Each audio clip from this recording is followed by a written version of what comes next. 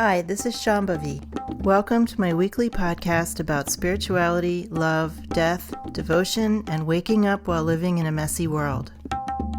The Satsang with Shambhavi podcast is recorded live each week with students of our nonprofit community, Jaya Kula. For more information and to find out about attending a satsang, visit jayakula.org. Thanks for listening. Much love to you, wherever and however you are. I was wondering about Nagas. What do they like to talk about? And also, how common are they? And what are their nutrients? Wow, I don't know about that last thing. So, snakes are associated with wisdom in many traditions from that part of the world.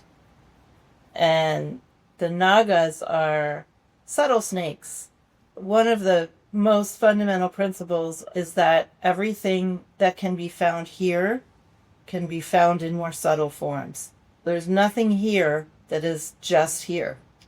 For instance, if we have beings in certain forms here, they exist in more subtle forms elsewhere. Or here too, but just we can't see them. Those more subtle forms might look like the same as the forms here in some more subtle esoteric way, or they might look really different. Or they might not even be visual. For instance, there are mantric forms of deities. There are symbolic forms of things that in this kind of tradition are considered to be aspects of the embodiment of those things. If we have a deity like Durga, and we have a yantra for Durga, and we have a mantra for Durga, all of those things are part of Durga's embodiment. When we use one of those forms, we say a mantra, or we do puja to a yantra, or we gaze at her form in a picture or statue, we're invoking the same wisdom body that we call Durga. So Nagas are subtle snakes. And snakes live underground. And what is underground? Underground is where you see the basis of everything, where you see the structure of things, how things are made, where they grow from, in a sense. The Nagas in the Hindu tradition are associated with this specific kind of wisdom, which is how things actually work. If we think about the Nagas as not just being underground like more concretely embodied snakes, but being in the underpinnings of every layer of reality. So having knowledge of all those different layers of reality. And in the Puranas, the teaching stories of India, Nagas are sometimes snakes, but they're sometimes also in human form, and they converse with people. I don't really remember what they say, but certainly if you just searched for snakes or Nagas, you could learn more about things that they've actually said, but I don't really remember.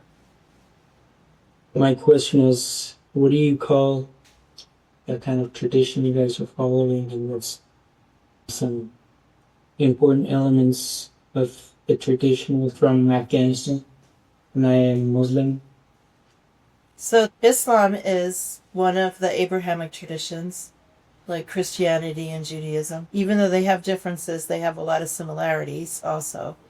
This tradition and the traditions that are like this tradition are quite different.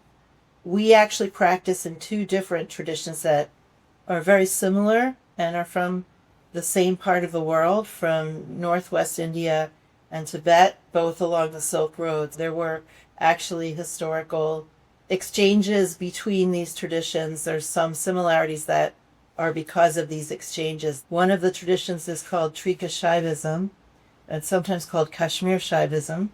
And it's from northwest India, a place called Kashmir. And then the other tradition is called Dzogchen, and it's Tibetan tradition, although there are also geographic overlaps between Trika and Dzogchen, particularly in Pakistan, in a place called the Swat Valley, where a lot of teachers were exchanging in earlier centuries. So the main points, or the main observations of Trika Shaivism, is that There is only one self in all of reality. That reality is a self. Reality is alive and self-aware. So existence, the foundation of existence in self, is alive and self-aware. It has self-awareness, it has creative energy, it has qualities. We are all aspects of that alive, aware reality. The analogy that's given is like waves in an ocean. That waves arise out of the ocean and they have a sort of semi-independent existence. You never see a wave walking down the beach, but you can recognize a wave when it arises. That the wave is made of ocean. It's made by the ocean and it's made of ocean. And it's also what the ocean does. So we would say the same about ourselves and everything that we encounter here. That it's arising out of living presence. It's made of living presence and wisdom. And it is going to resolve back into undifferentiated living presence when these forms go away. The consequences of that view is that because we are made of wisdom, we're basically made of enlightened wisdom that is having a limited experience, just for reasons I can't go into right now, but we can use our bodies and our ordinary lives to directly perceive more of what is really happening here. Right now we're having a limited experience, our perceptions are limited, and we are bound by various concepts about things. We're not seeing the whole picture of what's happening here and who we really are. But if we do spiritual practices, then we can open up the gates of our perception and we can directly perceive our real nature, which is the same as the nature of reality. The consequences of that are that we become much more skillful in our lives. We become more devotional, more compassionate. We have more access to wisdom and virtue. So that's in a nutshell.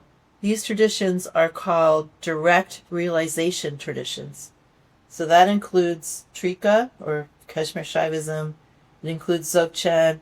It includes Chan Buddhism. It includes some older forms of Taoism. And I'm sure there's others that I don't know about. But they're traditions where we're not asked to believe in anything. We're asked to find out how things actually are, so that we can have confidence in that and have that inform our everyday lives, how we behave, how we treat other people, how we feel. Some of the things that really distinguish this tradition from the Abrahamic traditions are that those traditions are dualistic. So there's a real difference in the actual fundamental nature of gods and humans, which is not true. In these traditions, everything is made of the same thing. Not just gods and humans, but trucks and big box stores and everything that happens is made of oneself. These are more non-dual traditions, right? These traditions also tend to celebrate ordinary life, not to feel that it's a curse or something that we've fallen to. That's sort of a mainstay of Christianity. Also, the gods of these traditions, they don't mete out punishment and reward. And that's a much longer story. I can't really go into that here. But there's no concept of sin or punishment in these traditions. That's really quite different from the Abrahamic traditions, which most of us grew up in. One of the things I would encourage you, if you decide you want to come and listen and participate, that it's good to notice how different this is and not to try to make equivalences between this and what you grew up with. It is hard for people who grew up in Abrahamic traditions sometimes to wrap their mind around how different this is. So it's good to kind of come in with what the Buddhists call a beginner's mind, not trying to reinterpret it through the lens of the Abrahamic traditions, so that you can hear with more of a fresh ear. And feel free to ask more questions like that. People don't ask these kind of questions enough, so feel free. In Islam, we say that God is just and all the bad actions or crimes that are made in this world are going to be punished, what do you think is going to happen to the people who are looking down upon the ones who are in need and don't have enough power to defend themselves or take care of themselves against the ones who are being unjust and not kind? I really don't know. I mean, I could answer that in a relative way, that they will not always be in charge. And there are definite cycles in human life here on Earth where when we have times like this of great oppression and great destruction, they always birth a time where there's more access to wisdom and kindness. So we can kind of see that in what's happening today, where the genocide in Palestine and other things happening in other parts of the world are causing more people to open their hearts and to learn more and to be in less of a state of ignorance. I know that it seems that the world doesn't care, but it's actually governments who are driving most of this depravity, I would say, where there's more and more people who are just ordinary citizens who are actually waking up more. And in that, we can see what I call the golden thread of what's going to come next. That'll be better. However, in my view, and this might not be in your view, but in my view, if we stick with this idea that we have to punish people for whatever they did wrong, we will be in the same world in some respects. If we want to get out of the habit of the cruelty that we're experiencing now, we really want to move into a different situation where we are not the punishers of others. I really think this is necessary if we want to have a really different world, not just a better version of the same thing. I mean, the people who are perpetrating these depraved acts, they are very, very sick. It's spiritually sick, intellectually sick, physically sick, traumatized, ignorant. You know, these people, they may need to be kept away from others, but they don't need to be punished. They need to be somehow made more well. I don't know if that's possible. But that's just a relative answer. That's just like what we would do about it. What our tradition says about this reality is that it has total freedom to do whatever it wants. So it can make an ignorant man wise for no reason. It has total creative freedom. So that's why I say, I don't know what God is going to do. But I do know about the patterns of cycles of human life and how they work. What we might do. And from my perspective, we need to stop punishing if we want to really have a completely different way of living. I've been thinking about denigration of the body. I think a lot of it comes from work culture, like productivity culture. Yes! And I was wondering if you could talk about it. Oh my God, I just came across this horrible example of that the other day. I went to urgent care. I don't know if you guys know this, but wounds caused by trying to remove avocado pits are one of the most frequent reasons people have to do stitches in urgent care. Wow. Yeah. So that's what happened to me. I had the avocado in this hand and this sharp knife, and I went to stick the knife in the avocado pit, and it slipped on the slippery pit and just like gouged me right between my pinky and my ring finger. So anyway, I went to get the stitches out at this different clinic than the one that had put them in. And on the wall was written, like their slogan. It said, "Feeling sick? Don't let sickness slow you down." Are you kidding me? No. My mouth was hanging open. And there wasn't anybody else in the room except for me and the front desk person. And I said, "This is just ridiculous. Aren't you supposed to rest and slow down when you're sick?"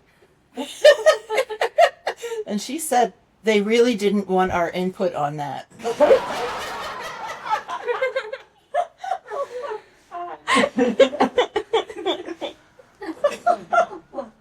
I mean, in a healthcare center. Oh, gosh. It's like the opposite of care. Yeah, absolutely. We should try to, first of all, not give ample time to address things that are wrong with us physically or illness, and definitely not take enough rest. And then hide things as much as possible because it's shameful to not be okay, right? To not be productive. Minimize anything that's wrong with us. Slap another medication on it. Yeah, exactly. This is part of our Titan culture. Being ill is weakness. The emblem of that in our time is during the first year of COVID when Trump was president, or the second year, and he got COVID. And they had the scene where he just got out of the hospital and he came out of the helicopter and he was walking across the lawn very shakily, but trying not to appear shaky. And then he went up to this balcony and he took his mask off and held his fist in the air and he was struggling to breathe. And then he said something like, "I don't know about you, but I have this beat. No one should be afraid of COVID." So not only was he denying what terrible shape he was in, which everyone could see, he also set it up as a competition. Like, I don't know about you, weaklings, but COVID's not going to get me. What a moment, right? Our whole culture partakes of this attitude. Absolutely. It's something that I saw a lot with my locker room, especially. Like, not even taking lunch breaks as something that's laudable. Yeah. When I was in academia, working as a professor, there was this culture of everyone was always very busy. You always announced to everybody how busy you were. And that was a sign of greatness, to be too busy. I just want to share a tip for avocado pits. Oh, yes, please. On the bottom of the pit, where there's a lighter colored spot, and it's softest right there, so if you stab it right there, the knife will go in easily. And then you can flip it out. Turn it so that the pointed part of the avocado is away from you, and on the rounded part, you'll see a spot at the base of the pit, and just stab that. Okay, I'll look for it. I just use a spoon. Yeah, I don't know about stabbing it. I know, today I used a spoon for the first time in my entire life. I did not stab the pit. I bet there's special avocado pit removers, probably from Japan. Have you ever seen those Instagrams where some Japanese housewife has 10,000 gadgets? They come home from work and they're just going from one gadget to the next. Kind of fascinating. There are plastic things that are scoop out the pit and then the other side cuts it into even little strips. Wow. There's also another hack, and I have an avocado right there to show you.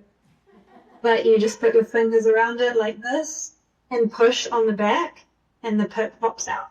Oh, I like that. I like that non-technical human being. Finger there and push. You push there. A little messy, but I like it. Wonderful. Satsang with Shambhavi is produced by Jaya Kula, a nonprofit community offering opportunities to learn and practice in the direct realization traditions of Trika Shaivism and Dzogchen. If you enjoyed listening, please help us keep this podcast and many other teachings open to all by making a monthly or one-time donation. Visit jayakula.org to make a donation and explore more of our offerings.